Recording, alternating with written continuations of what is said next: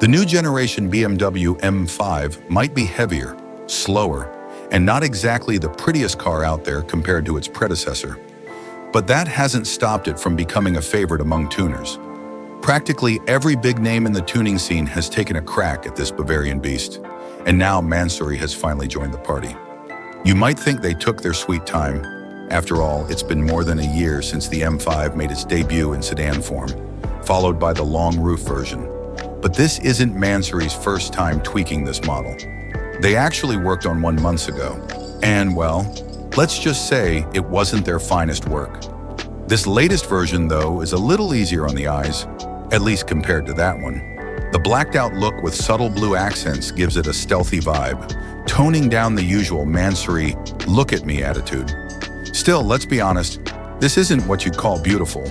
The added parts don't really enhance its looks, but they definitely make it stand out.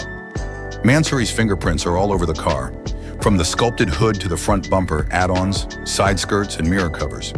Around back, you'll find not one but two spoilers, one on the trunk lid and another on top of the rear window, plus a diffuser that's definitely trying too hard to impress.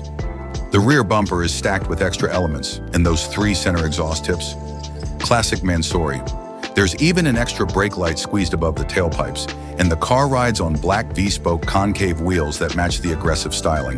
The entire body kit is made from carbon fiber, of course.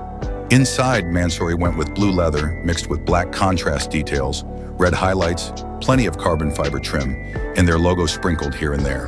And surprisingly, for a Mansory interior, it's not bad at all. Under the hood, things get spicy.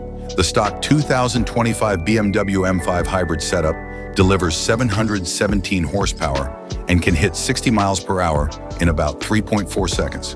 But Mansory couldn't resist turning up the power. Their version now makes a wild 838 horsepower and 848 pound-feet of torque.